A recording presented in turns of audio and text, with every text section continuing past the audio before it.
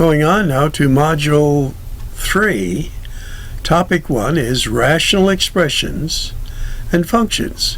And we're going to be multiplying and dividing. But mostly we're going to be simplifying. Okay, these are some of the topics. And let's get started right away. Now, in example 1, they want us to do some substitution and then simplification. So there's the function. So we're going to put the 8 wherever there's an x. So 2 times 8 plus 6 over 8 plus 4. So this is 16 plus 6 is 22 over 12. And as you probably can imagine, we can reduce that a little bit to, take a 2 out of each one, 11 over 6. And that's good. Now, in this next one, we're going to put a 4 in there. So 2 times negative 4 plus 6 over negative 4 plus 4. And I see over here in our numerator we get a negative 8 plus 2, so that would be a negative 2. And 4 minus 4 is 0. Now if you were to put that into MATLAB, they would count that incorrect, because what they want here is the results of this, and anything divided by 0 is the answer undefined.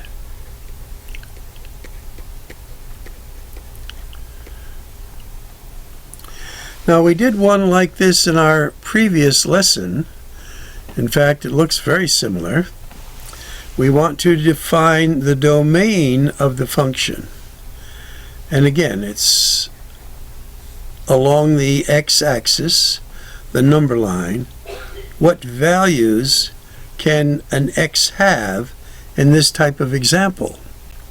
Well, it could be any number, but it cannot be a value of x that makes the denominator a 0. And how do we find that out? Well, we have to factor it. X, 6, 2, both negative, equals to 0. And the shortcut now is x is equal to 2 here, because this equals 0 as well.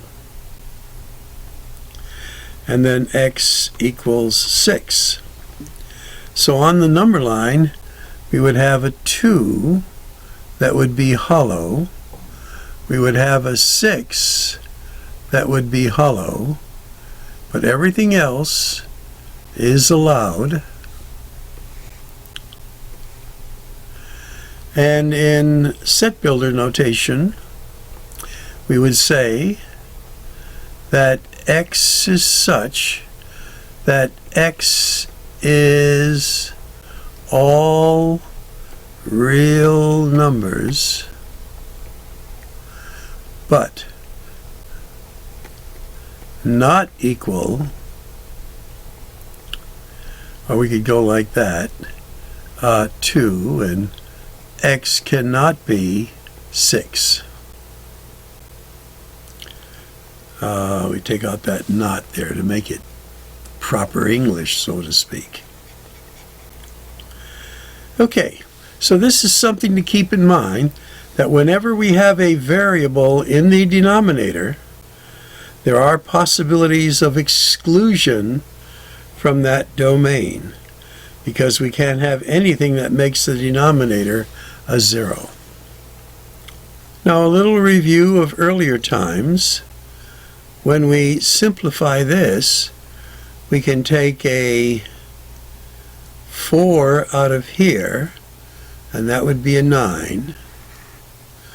A 4 out of here, and that would be a 5. And then now we subtract exponents a little bit, bring the 1 up, so this will become x in the numerator. We want positive exponents generally, so we bring the 4 down, subtract it from the 5, and we get this for an answer. Now, one of the worst things you can do is when you're simplifying this is cancel out a to the second, a to the second, because these are terms. You can't cancel out terms.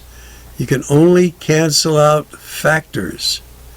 So in order to find what the factors are of the top, we need to physically factor it.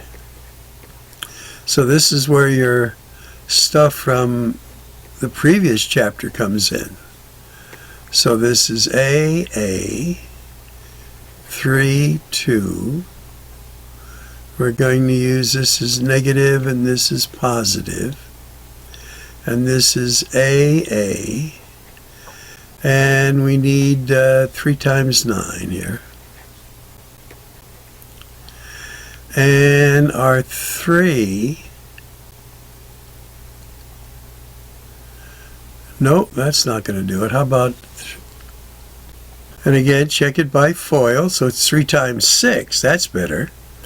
And they're both going to be negative. Now we have factors, so we can cancel out common factors. And our answer then is a plus 2 over a minus 6. And once again, you can't cancel out these, because these now are terms. And you don't have to put parentheses around your answers. Okay, let's raise it up. Now in example C, as we look at it, we're asked to simplify this, taking out common factors, and then list the restrictions on the domain. Well, we have to factor it, so it's going to be t minus 4, and then factoring our denominator, t, 4, 2, and the 4 needs to be negative and this needs to be positive. Now theoretically we could put parentheses around that and a 1 there. We factored out a 1. So now these factors will cancel out. But before we do that, what restrictions do we have? Keeping in mind we just equal the denominator to 0, and this would be t cannot be the opposite sign 4, or t cannot be a negative 2. Again, we're bringing that technique of finding the zeros. Now when we get to our answer, these are common factors. But you always put your restrictions before you cancel out. Another key thing. Okay, now up here in letter D, the first thing we have to do is factor out a common 2 here. So let's do that right here. So we have 2, and then that'll be x squared minus 4x plus 3. And then that'll be over this. But let's do some factoring here first. So 2, and then we have 2 sets of parentheses, x, 3, 1, both are going to be negative.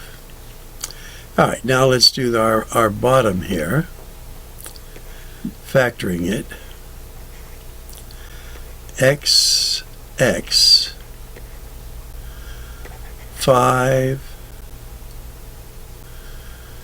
and 3. Okay. So we have a difference of 2. So this needs to be positive, and this needs to be negative.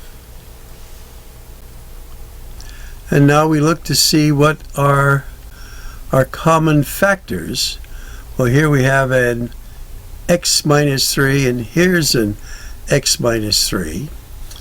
So the answer then for this would be 2 times x minus 1 over x plus 5. And our restrictions from the original, x cannot be a 3, and here x cannot be a negative 5. Now again, we're leaving out some steps here, but hopefully you know where that comes from. If not, ask.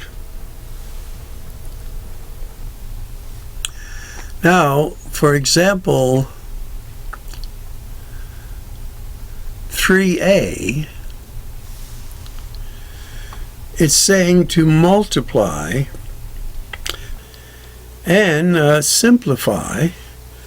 So let's take a look at each of these terms and factor them out a little bit. So here we have 5 x to the 5th times, now I see a 6 times 7 times y over 6 times 3 y to the 6th times 35 is 5 times 7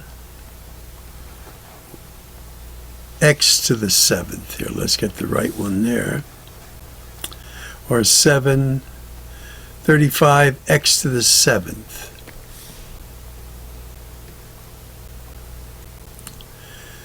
Okay, now let's see what we can cancel out. Now there's other ways to do it, but this is one way. The 7 gets canceled out. The 5 gets canceled out. The 6 gets canceled out.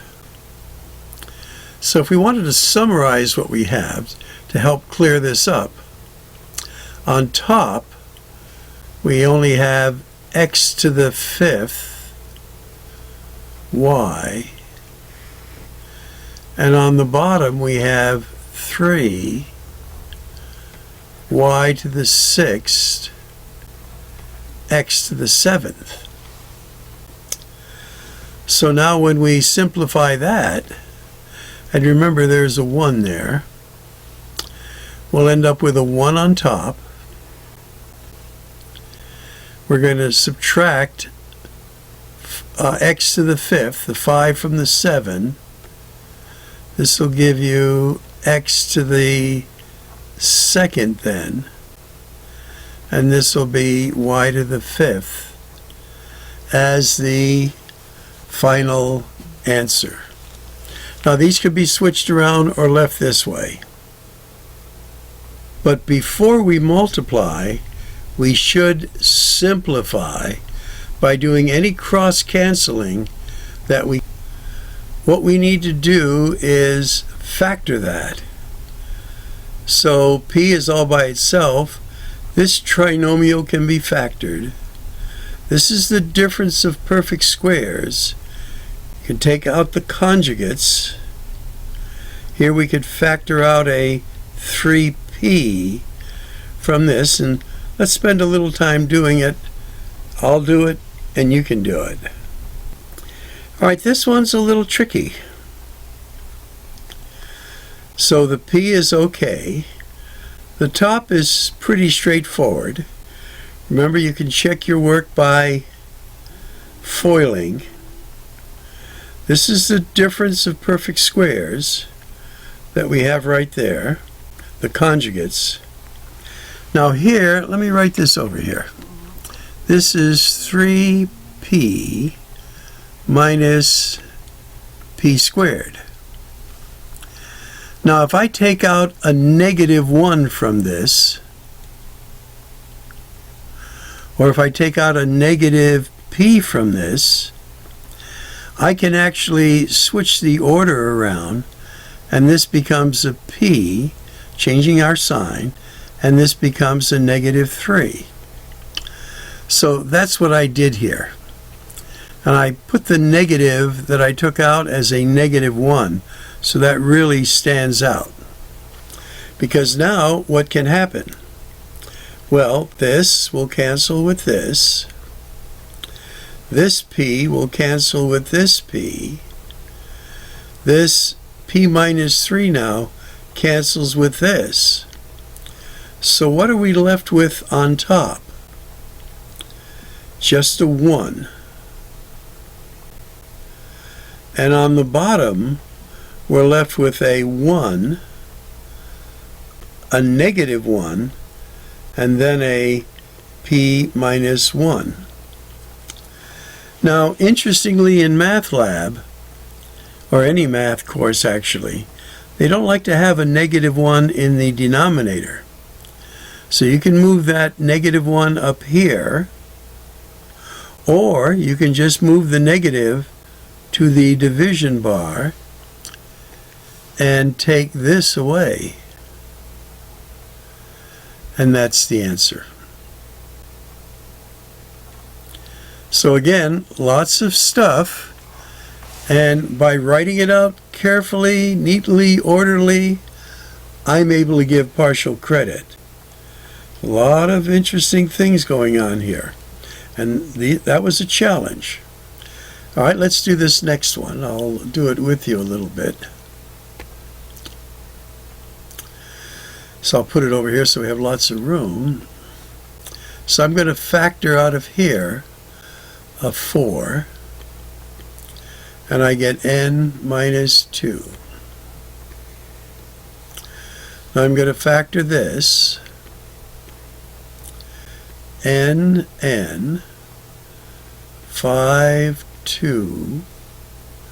This has to be a negative, and this is going to be a plus. Now I'm going to factor this one here, n, and this is going to be a 5 and a 3, and they're both going to be negative. And now I'm going to take a 12 out of here, but I'm going to put that 12 as 4 times 3. That's my 12, and I'm going to take out an n out of there, and I'm left then with a n minus 3. Okay, so I took a 12 out of there, 12n, so I'm left with an n minus 3. Okay, that's good. Now I wrote it this way, so I knew I'm going to factor out one of these 4s. So let's do what we can now. So this 4 with this 4. n minus 3 with n minus 3. n minus 5, n minus 5. So I have an n minus 2 on top, and that's about as far as I can go. So then, kind of looking over the numerator, I have an n minus 2, and in my denominator I would put this first, and then this. Now they didn't ask for restrictions, so we're good here. Okay, let's go on. Now as we do division of fractions, you may recall the rule is if you have a over b divided by C over D, we change our division sign. This part stays the same. We change our division sign to multiplication and take the reciprocal of this. So this would be D over C, and then we just multiply. So that's what we do here. We have to set it up again, and I'm going to factor this a little bit. 2 times 7, a to the second, b to the third. I have to be sure I copy it down correctly. And this is going to be 3 times 3 a. Now I'm going to change this to multiplication and put this up on top. So this will be 3 times 4 a to the third, and this is 4 times 7, which is 28 AB. So I've converted it from a division of fractions to multiplication of fractions. And now I'm looking to see where I can cancel, simplify. Okay, I know I can take out this 3 with this 3, this 4 with this 4, this 7 with this 7. Now, again, you may have to simplify, be sure you get the right answer. So I'm going to get 2 a to the third, no, a to the fifth here. I went a little far with my line.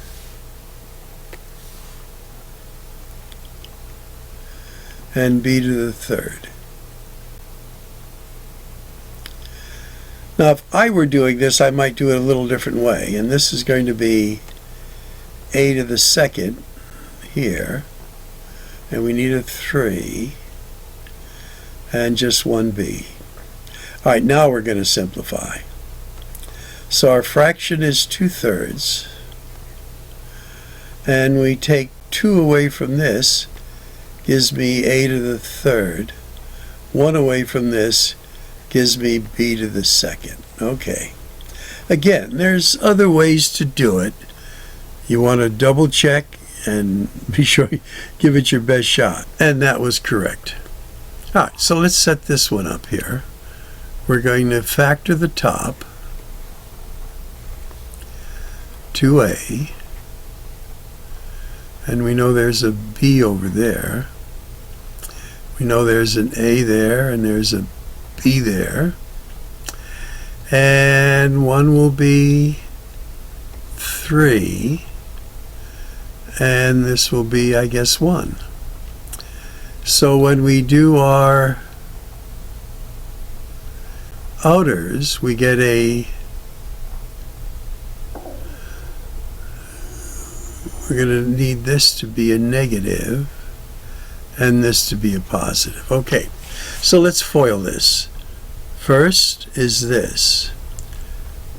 Outers, a positive 2ab, inners, a negative 3ab, gives me a difference of ab. And this times this gives me that. Okay, so that one's good. Now we're going to factor the bottom. Does anyone recognize this? These are conjugates when you factor it. It's the difference of perfect squares. A plus b, a minus b. Now for our division, this is over 1, so we're going to put the 1 up there, and we're going to factor the bottom. Now some of you might recognize that that is a perfect square trinomial, which is going to be a minus b, a minus b. We don't write it a minus b, the quantity squared. We just leave it like this for now. Okay, so we factored the top, we factored the bottom, and we changed it to multiplication, took the inverse of this, the reciprocal, and that's what we got. Now, interestingly, the only thing that seems to cancel out is this. So our final answer then for that will be 2a minus 3b all over, and notice we have 3 of these, so we can write that a minus b in parentheses to the third power. Okay, we'll clear this up and go on. Now in number 5, we're asked to find the vertical asymptote of the graph of each of the rational functions. Well, the vertical asymptotes are found, and this is what you need to remember, by finding out what values make your denominator a 0. But you need to do canceling first. So let's factor this. X minus 4 over x squared, no x squared, just plain x. Now for letter A, the values that make our denominator a 0 would be x is equal to 1 here, x is equal to 2. Well, these happen to be our vertical asymptotes. Now you might say, what does that refer to? Well, when you draw the graph, and let me just show you a little bit here in a graph, there's going to be a line like right here at 1, and another line like right here at 2, and the graph gets close to that but never quite reaches it. These are what asymptotes are, and that's perhaps all you need to know at this time. So when you're asked to find them, you do what is asked in the function, and since nothing cancels out, both of these are the vertical asymptotes, a 1 and a 2. Now for this one, this is conjugates here. Factoring our numerator is x plus 3, x minus 3. Now if I take out of my denominator a negative 1, it reverses the sign, and I end up with x minus 3. Now if we were finding the domain, then that would be something else, but we're not. So what's happening to our x minus 3's here? And the answer is they are canceling out. So do we have left in our denominator any variables? And the answer is no. We only have a negative 1 there. No variables. So for letter B, there is